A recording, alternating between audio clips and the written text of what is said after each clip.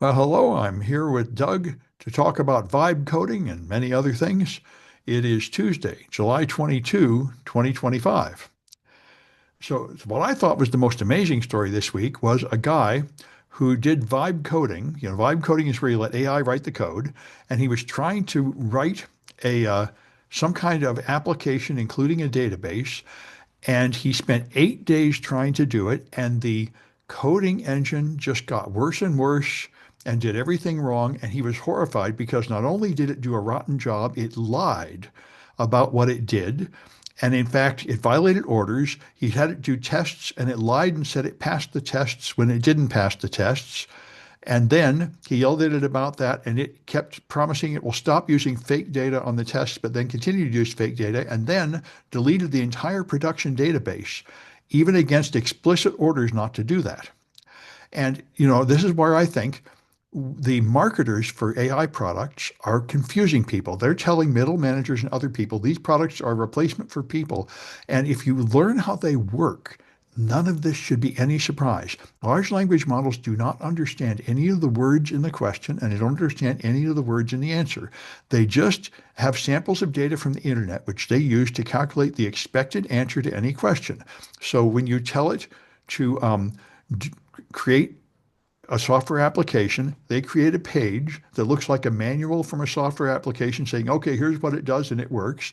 Then if you tell them to run a test, it creates an output that says, oh, okay, we ran the test and here's the result showing it worked. And you tell it it did something wrong. It makes up an apology note saying, oh dear, I found the problem. I fixed it. I won't do that again.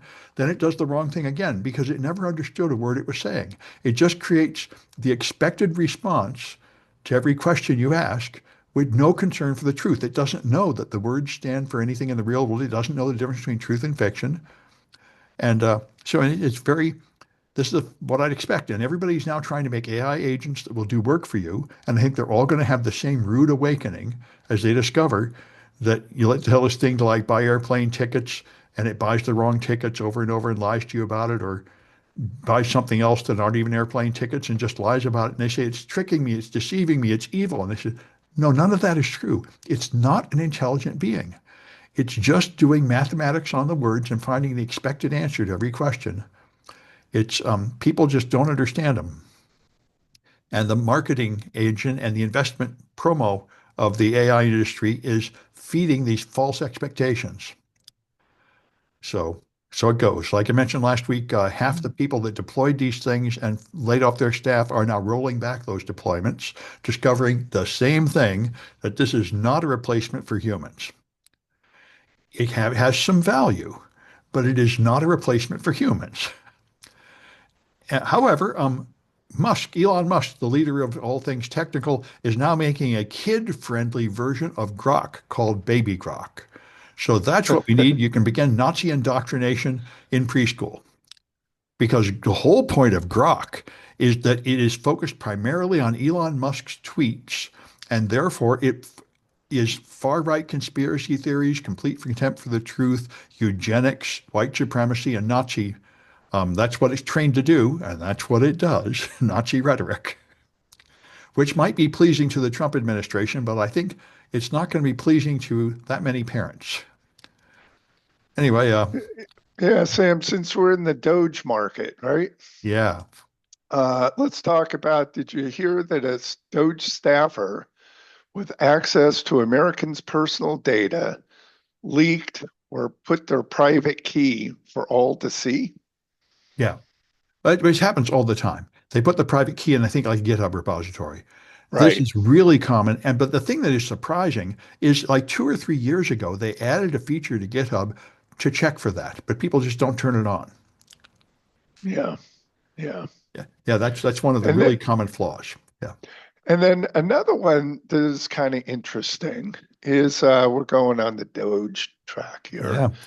Is, there's a free tax filing tool by HR Block. And have Well, you, except TurboTax keeps blocking it.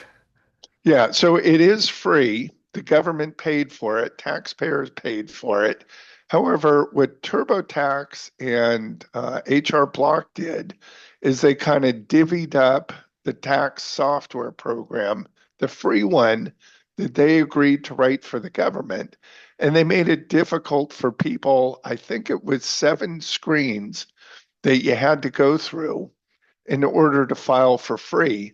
But every step of the way, they were putting up screens saying, you need to pay for this. You need to have a kind of a premium fee.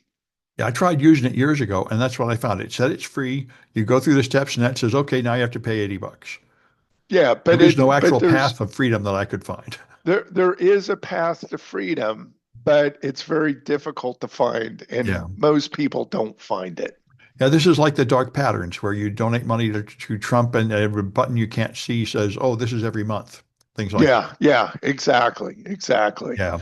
Except this isn't a subscription. This is just to get the free payment. Yep. Anyway, they were busted on that, and Doge is saying we need to get rid of this. We should There should be no free tax filing. No, certainly under the Trump administration. I mean, everything is Right. more financial fraud and more robbing the poor to make the rich richer. It's reproducing the Gilded Age. Yeah. And Yeah. I just heard a podcast where they had Mehdi Hassan went and talked to a bunch of right-wing commentators, and it's unbelievable. He said, "Wait, you people don't believe in the Constitution. You're violating the amendments." I said, "Yeah, we don't care about the Constitution." He said, "Well, you guys are fascists." They say, "Yeah, that's right, we're fascists." He said, "You want to get rid of democracy?" He said, "Yeah, yeah, democracy is failure. We want to get rid of it." They're just open about this stuff now. Curtis Yarvin is that, democracy, just like the ancient royalists, he said, democracy is stupid. You can't let the people decide, but you need the smart, superior beings like Elon Musk deciding for people. Right. That'll create utopia. Yeah, we'll see. This is how many more years we have? Well, that remains to be seen, although I see a lot of protesters out there with impeach signs. And the problem is, if you did impeach Trump, you'd end up with J.D. Vance. And he is actually more logical. I'm reading about tariffs today. Hmm. The current tariff burden on Americans is now 20% on prices. So that's a one-time price increase. It's not exactly like inflation. But the thing is, the Republicans in the big, beautiful bill carefully put all the really abusive things out until 2026. So the people voting in the midterms won't yet feel all the economic pain. But Trump is not that smart, and he implemented tariffs already, and he's implementing a bunch more in a week on August 1. And so this large price increase is going to hit well before the election. And you know, that's why nobody's on board with the tariffs. Nobody voted for him. Nobody wants them. It's the largest tax increase in American history, which is absolutely not what the Republican Party wanted and not what the Republican voters wanted. He promised to lower prices, and instead they're going up, and apparently they're going to go up a lot more in the next few weeks as Hmm. these new tariffs hit. So we'll see. And Yeah, the we will see. and in Texas, the Republican Party is trying to re-gerrymander it to get 5 more seats. And as Beto O'Rourke said, they said, in first place, of course, that's a rotten, nasty thing to do, but they might fail because remember, Trump tried to appoint someone from Congress to his House, and he said, no, you only won your last election by plus 20%, and we no longer consider that to be a safe Republican seat because they're considering how much they lost. In the 3 special elections, the Republicans did fall by 20%.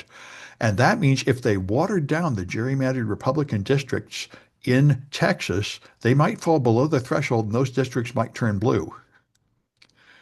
You might need a much larger Republican majority in each district than they think they need. So we'll see.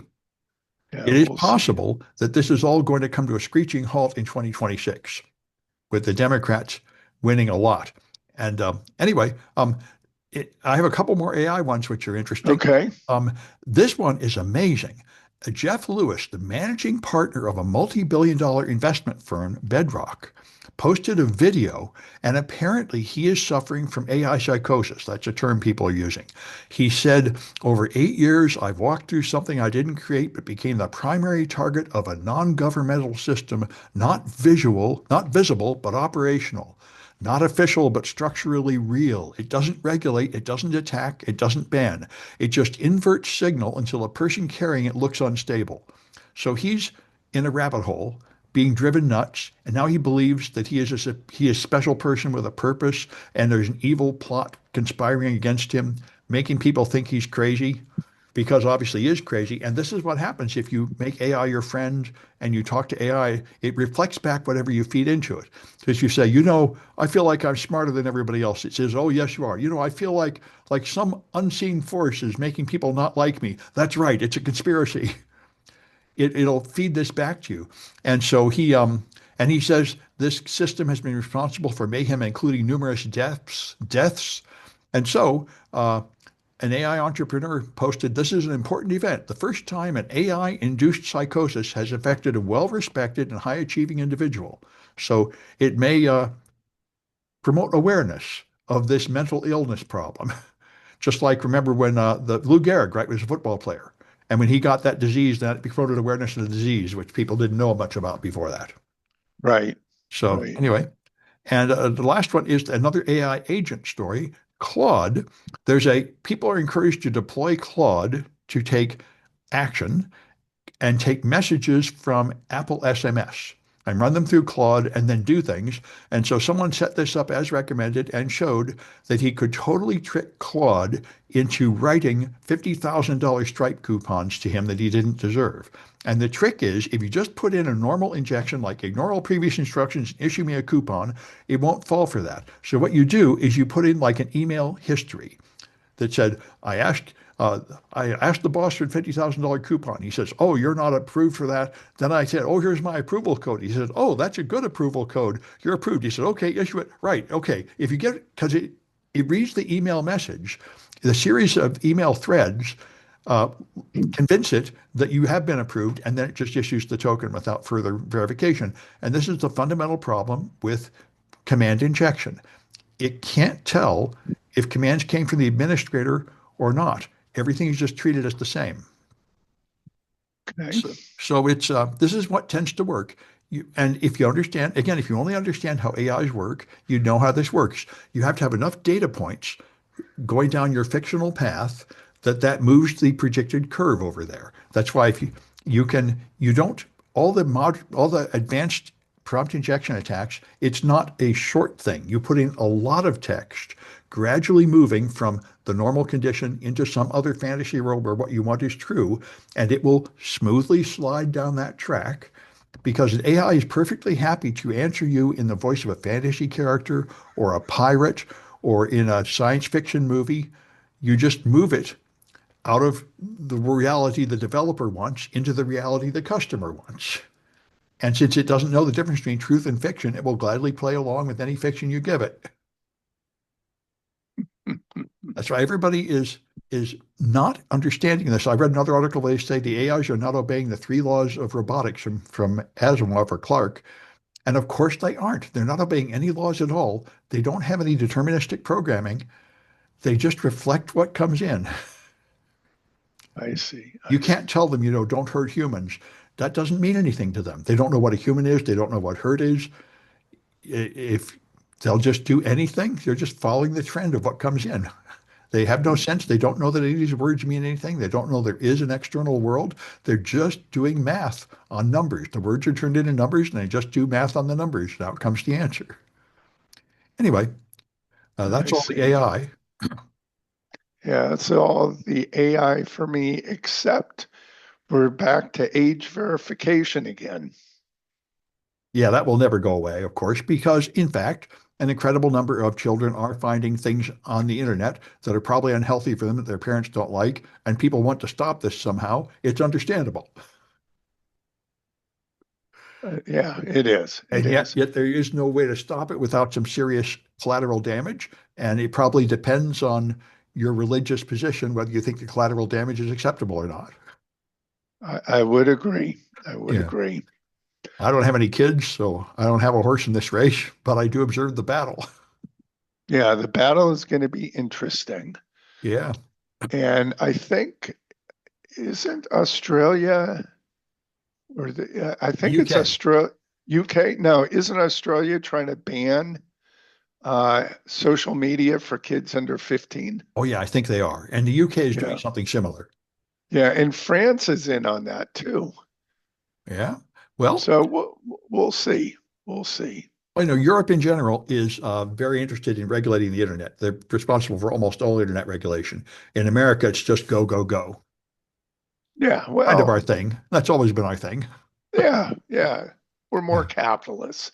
Yeah, we love Anyway, we love unregulated innovation. That's as yeah, long as it yeah, makes money, we're all for it.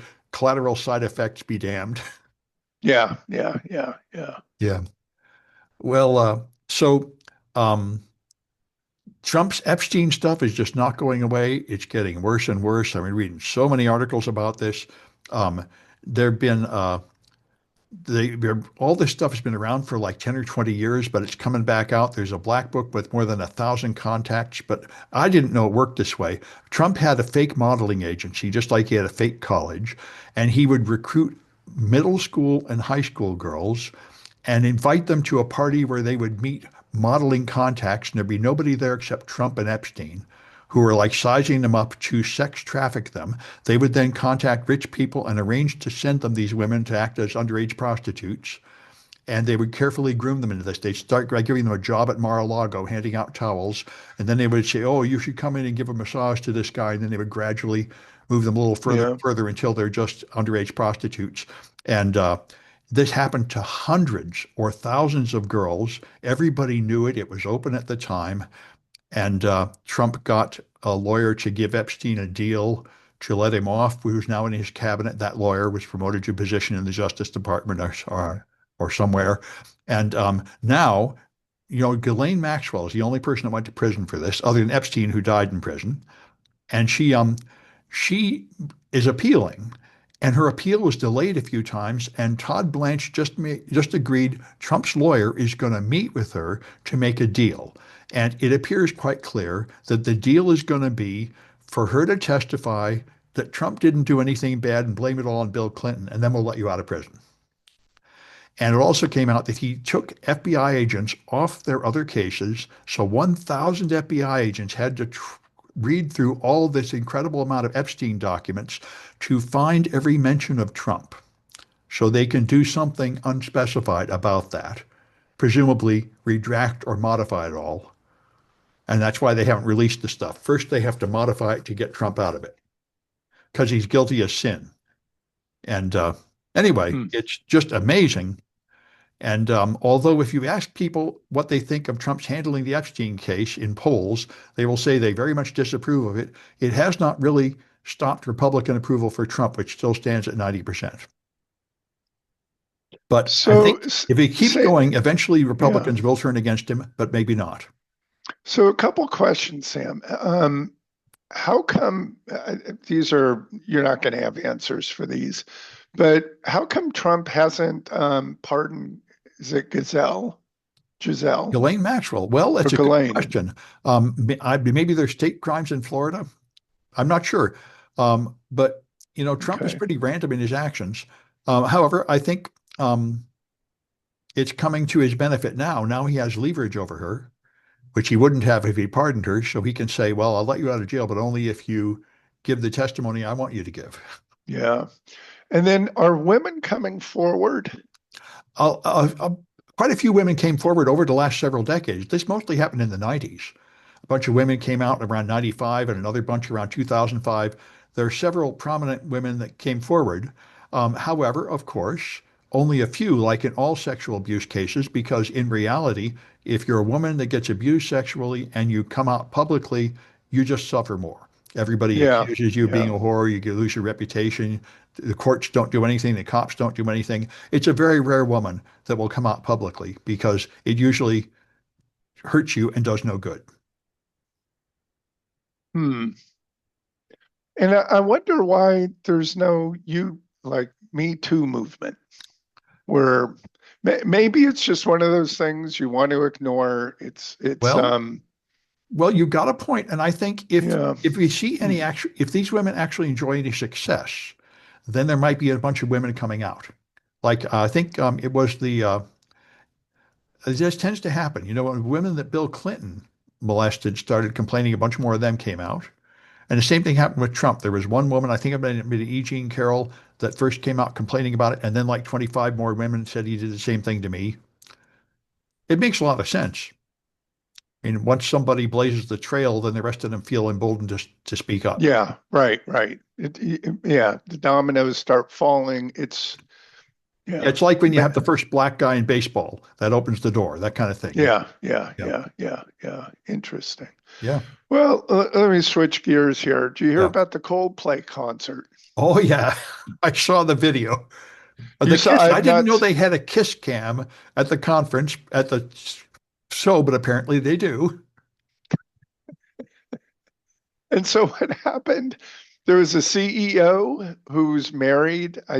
Does he have kids? I'm not sure about that. I don't But know. apparently he took his HR director. HR director to a Coldplay concert.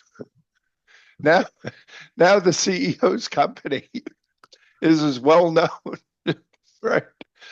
Anyway, it turns out that they were on a kiss cam, and boy, I was always thinking about that if that was a good idea or not. But it is a public place, Yeah, right? There's no reason of doing that. But anyway, so they were both caught on the jumbotron, yeah. and And they turns reacted out, in a really guilty way, which made it 10 times worse. They both oh, rushed that to hide their faces. And I think Chris Martin was saying, oh, well, it looks like they're having an affair, which that they part were. I didn't know. Yeah, So there is a pretty famous video that I saw a number of years ago before COVID, which was I think it was at a basketball game, and there's a guy who proposes, and the woman just covers her face and runs across the court, and yeah. during halftime runs away. Yeah, I've seen that That too. The yeah, thing about yeah, these Jumbotron things, you're taking a risk. Jumping on the public stage, maybe it won't go the way you thought it would. yeah, exactly, Yeah. exactly. Yeah. And so he's been fired, of course. And I think his wife is divorcing him or something. It's the usual disastrous, catastrophic end. This is what I think Jerry Springer existed for, right? Causing disasters like this so people could watch. Bring in like uh, a guy and his girlfriend, and then bringing in his wife that didn't know about it just right there on TV so everyone can enjoy it. It's Yeah. sort of gruesome So stuff. so do you know what the company did or does? I think oh yeah, apparently their name is Astronomy or something. And I, Yeah. I still don't know what they do. But one thing I heard Scott Galloway talking about this, and he said this is probably good for the company because it makes their awareness of their name. Because nobody knew Eva ever heard of them. And now they got this huge advertising. Hey, there's this company called Astronomy. I think they do investment or something. But whatever they do, everybody's, of course, Googling what do they do. So this is the equivalent of like, paying for a Super Bowl commercial or something. People see your name. Yeah. Yeah. And of course, they appear to have done the right thing here. This is generally what corporations recommend is if your CEO does something appalling like this, you fire him. So the company didn't appear to do anything wrong. No, it's interesting, but it's probably there's a uh, uh, employee policy violation. Oh yeah. Po- And so yeah. here they are enforcing the same policies that everyone's expected to have, which is fine. Like, I understand these corporate rules. I mean, I was very horrified when my students told me it's absolutely true that tech companies in San Francisco just have cocaine and alcohol on the job all over the place. And I'm like, how can you do that? That's totally unprofessional. Nobody should be doing business with a company that operates that way. And, in the same regard, you can't just let your CEO be having affairs with other members of your staff. It's totally unprofessional, and you can't tolerate that kind of behavior.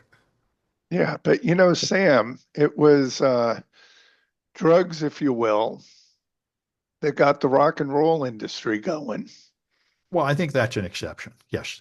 Well, but it's not because Atari Games, Yeah. Well, that was all drugs too to come up with some of the most popular games. yeah, this is the current belief is that your top coders are like rock stars. You have to let them do anything they want.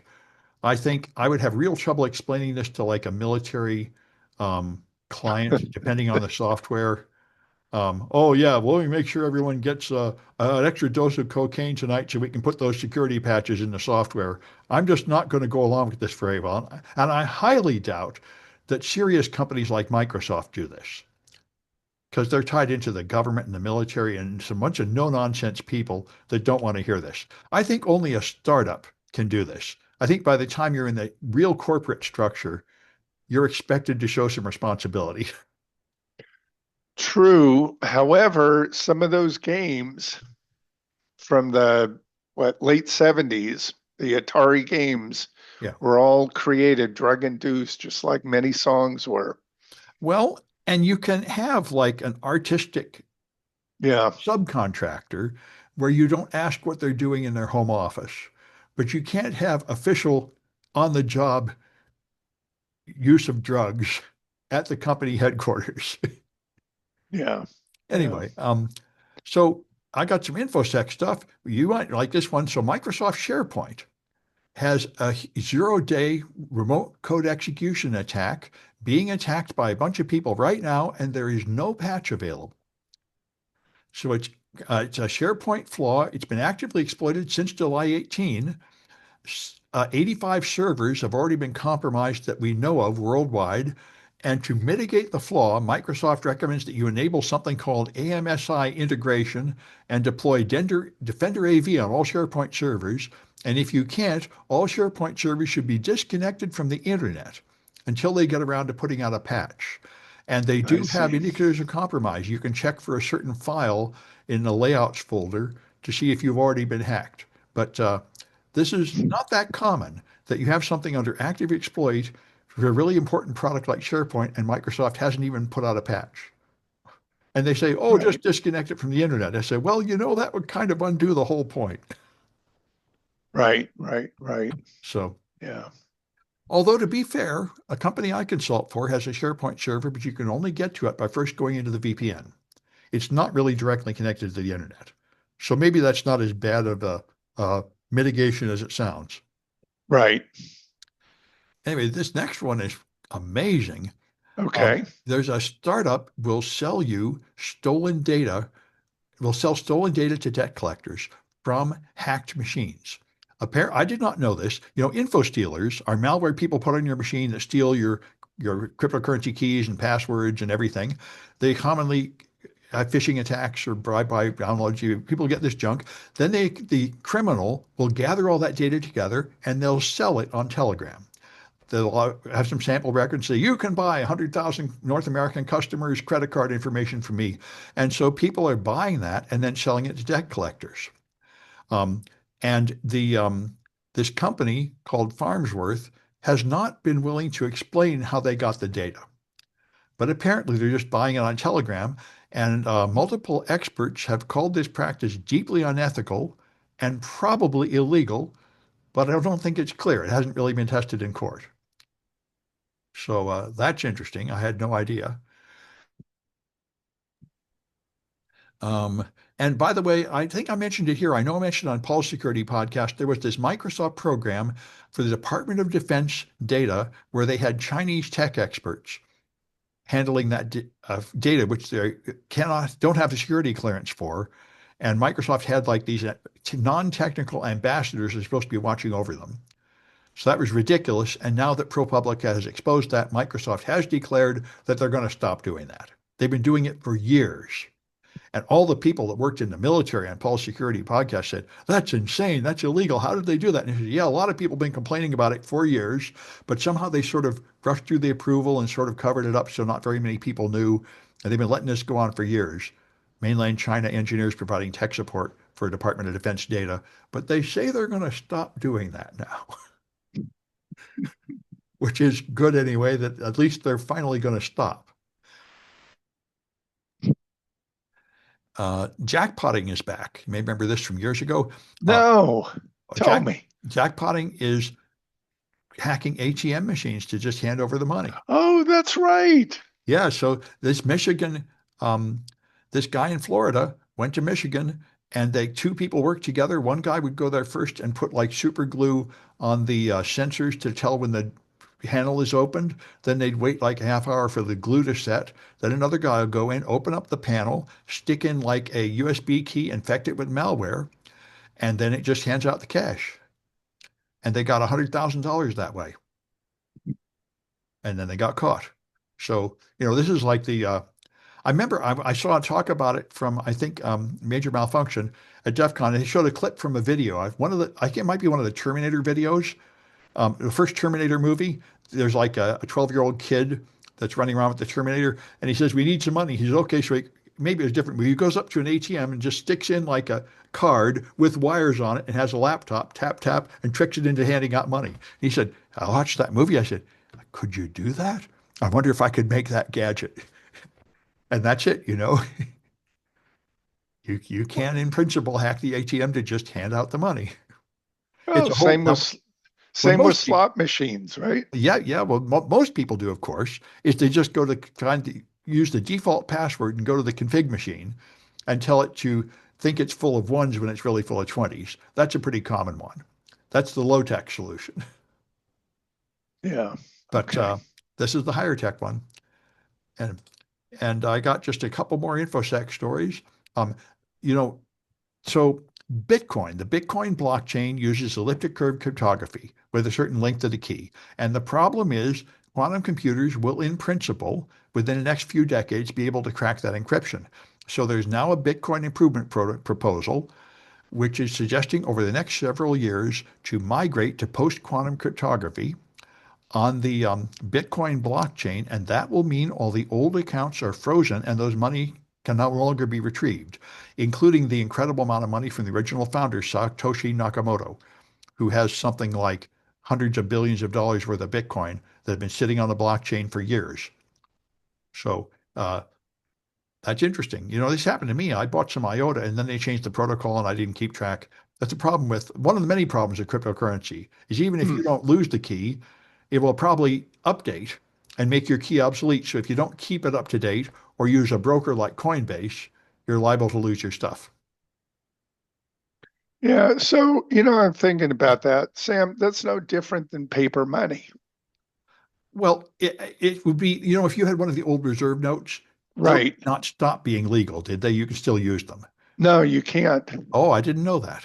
I'm pretty sure they're, well, or at least like the silver notes or the gold notes. Yeah. I think those are not valid, even though they look like dollar bills. I'm not sure. Well, I met a man in Texas who Hmm. told me, here's how I don't pay taxes. I do like furniture work for people, like cabinets in their kitchen. And then when they pay me, I say, don't pay me in credit card or anything. What you have to do is go buy 1890 gold coins that say $1 on them and they're worth $700 each and pay me with that. And I'll report that on my taxes as $1. He said, this is legal. And there was a group of people doing this in Texas for a few years, and I read a couple of years back how they all got busted. But he would say, it says $1. I'm reporting this as $1 of income. And the IRS took a few years to respond. They said, you can't do that. Of Yeah, course, that's the issue. If you interesting. had those reserve notes, you can probably sell them as collector's items now and get more than $1 out of it. Yeah, well, look, let's not do the US, but if you go Yeah. to Europe, right? Yeah. Um, um, uh, Oh, there's another with issue. I did well, write about. Sam. Yeah. So what I was going Yeah. is drachmas Yeah. from Greece, right? They all switched to the euro, so all those Oh, coins are now worthless. yeah, I thought there's another reason. U.S. about 30 years ago switched to these fancy bills with like threads in them and stuff because Right. the earlier ones are being counterfeited. And that would be Yeah. the reason why you probably don't want to accept the earlier ones anymore. Probably a lot of them are counterfeit. Oh yeah, that's true. Yeah, that's true. Yeah. Well, Yeah. So what yeah. I'm getting at is we've retired currency. Yeah, it can happen. But of course, anytime you do that, some group of people are going to get hurt saying, wait, Right. I had Yeah. this, my savings were in this box in the old form and I didn't pay attention. I didn't notice. And now you're telling me it's worthless. Yeah. Yeah. Yeah. So, Risky Business had a really interesting article about SMS blasting. I did not know about SMS blasting. Did you? No, is this machine gunning, if you will, SMS messages out? Yeah, but on a physically local scale. What you do is you put up a blaster, which is a device that costs thousands of dollars, which is like a stingray. It intercepts all the nearby cell phone signals, Okay. downgrades them to 2G so they're not encrypted or authenticated, And then normally you do that in a stingray to eavesdrop on the conversations, but here you use it to send out SMS to all those people, and then you send phishing links by SMS. And this is growing in more and more countries. Um, and so I don't know why you'd want to do this just in a localized area, but it is a way to do it. And anyway, um, I guess the idea is to bypass SMS phishing blockers if there are any significant amount of them. But anyway, if you want to protect yourself from this, the easiest way is to disable 2G on your phone. And Hmm. apparently, Android does have a setting to turn off the 2G, but iOS does not. But you can put your iOS in lockdown mode, which does disable 2G, although it also turns on a lot of other security features that might block apps you want to use. So that's interesting. I don't know why phones are still downgrading to 2G. I think 90% of the time you don't want that. It's just in case you go to some place where they only have really old cell phone towers that are badly out of date to get a signal. Right. Yeah. I mean, it is true. Why would you want to downgrade? But it's for backwards compatibility. Yeah, yeah, in case you go someplace where they Yeah. only have really old stuff. Yeah. Anyway, Well, I think if you ask me, I would think it should pop up a warning every time it goes down to 2G and say, "Do you really want to connect? It's going to be a lot less secure, but maybe if you right. really want to connect, you'll approve it." That would seem like a reasonable compromise to me, but that's not what any of these phones are doing. Right. Right. Any, Right. Anyway, the last one may be nothing, but Kevin Beaumont brought it up, a very interesting security researcher. I didn't know this. You might know about this. We've both done IP version 6. So if you have an IP version 6 address, it's like 2001 colon, then Right. another block. Okay. The problem is, what if you want to go to a website address with the literal IP address? Now, you can do that with IP version 4. You can type in 192.168.1.101 in your browser. You can't do that with IP version 6 because the colon is a reserved character for the protocol, HTTP colon. So you can't type a literal IP version 6 address into the browser and go to that address. So to get around this, Microsoft made a solution. And the solution is you replace all the colons with dashes, and then you append IPv6-literal.net, a special domain that Microsoft created so that you can go to literal IP version 6 addresses. And IPv6-literal.net is not resolved by DNS. The Windows operating system recognizes it and as a literal address and goes there instead. The problem is there is a public website with that domain name and Microsoft does not own it. So people on Linux or Mac that go to one of those addresses will be resolved through a public infrastructure that's not under Microsoft's control. So it looks like they didn't think this very much through. I see. I see. And this has happened many times with Microsoft that they make a foolish decision about DNS that leads to big trouble later. I used to teach a DNS security class, and one of the big issues is Microsoft has a really big problem with private addressing. The Microsoft operating system will keep trying to resolve private addresses on the public internet to where it creates a ton of DNS traffic, which is a huge problem. And there's a whole bunch of servers called black hole servers just to scoop up and remove that traffic from the internet, caused by Microsoft's DNS resolution system being incredibly defective and out of date, and they never patch it. And this is another bizarre decision. Remember, Microsoft didn't originally want to use IP DNS or IP at all. They wanted to use NetBIOS. Right. And they Which was IBM. right, and they imperfectly sort of tried to patch DNS onto it and Right. IP, and they never really got it right, and they never really fixed it. Yeah. Yeah. So, you know, Huh. But Sam, correct me if I'm wrong. You don't have to use colons. in an You can, IPv6 address, yeah, I thought you could embed a IPv4 address in there. there is an IPv4 address version in IPv6, but it has colons. It's FFFF colon something, then the IPv4 address. That's just a mapping.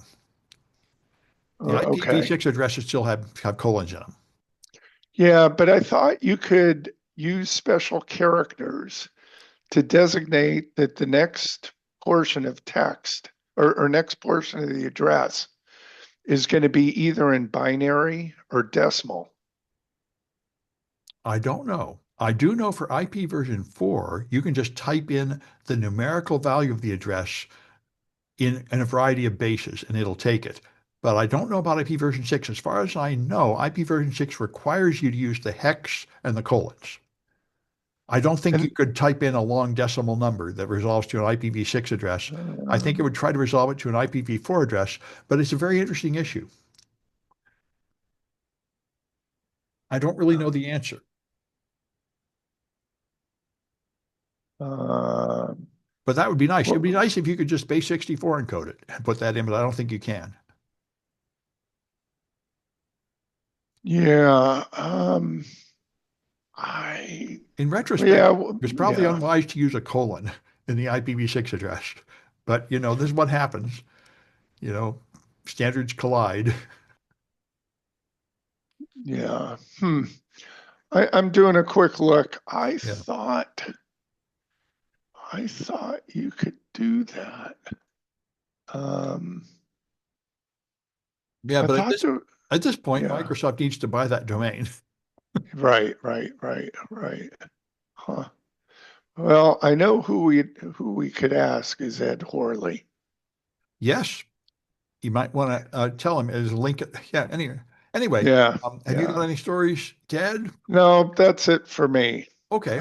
I I got to go watch the Kiss Cam. Sorry to be Oh yeah, you got to go watch the Kiss behind Cam. on the meme. That's right, right. You got to be culturally enlightened. Okay. Wait a second, Sam. Yeah. Here I am in Wikipedia, Yeah. literal IPv6 addresses. Yep. Um, see, I thought you could bracket it. I've seen it put in brackets, but I don't know if that solves the problem. It might. Yeah. Yeah, I think it does. I think I used to do that, bracket it in the URL. yeah. You can do that. You can do a HTTP colon Yeah. slash slash. So that's the problem is the official Yeah, Microsoft way is this other way. So yeah. Okay. people, they should switch to the bracket or something. The point is they've created a sort of half-baked thing here that creates a security problem. They either need to finish this method or deprecate it. Does this mean that we'll have IPv7? No, no, we really should No, never have to go beyond IPv6. That should be yeah, enough for the foreseeable future. We'll be very lucky if the human race lives long enough to get past IP version 6. true. So they'll modify it, Yeah, right? There'll be an RFC or something. We'll that's see. yeah, that would be nice. All right. Well, that's it for Yeah. this one. We'll have another one on Friday. Sounds good. Thanks, Sam. Yeah.